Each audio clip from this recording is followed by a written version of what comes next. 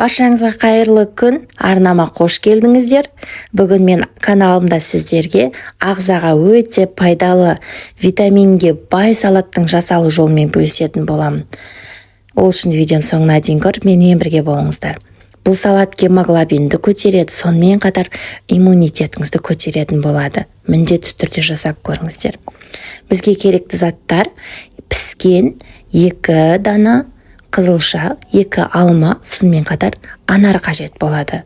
Барлығын видеода көрсетілгендей етіп, майдалап, кубиктап, 4 бұрышты турап дайындап аламыз. Барлығы видеода көрсетілген.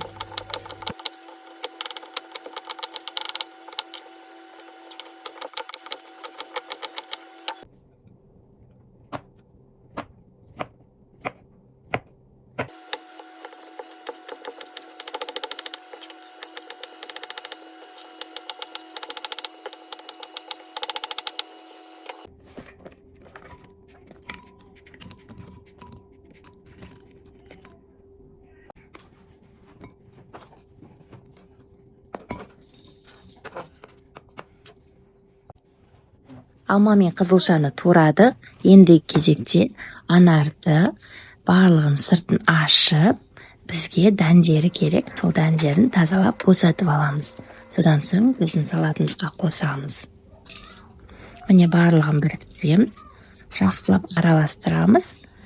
Қалауыңызша кішкене тұз қосуға да болады. Мұны қоспасаңыз да өте дәмді болады. Мен тұз қосып жасап жатырмын.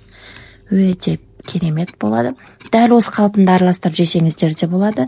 Немесе кішігірім 2 қасықтай қаймақ қоссаңыздар өте дәмді болады. Міндетті түрде жасап көріңіздер. Барлығыңызға ұнайды деген ойдамын. Витаминге бай салаттың бірі. Міндетті түрде жасаңыздар. Балаларыңыздың, өздеріңіздің иммунитеттеріңізді көтеріңіздер. Сонымен қатар гемоглобиндеріңізді көтеріңіздер. Барлықтарыңызға менімен бірге болғандарыңызға рахмет. Ауырмаңыздар.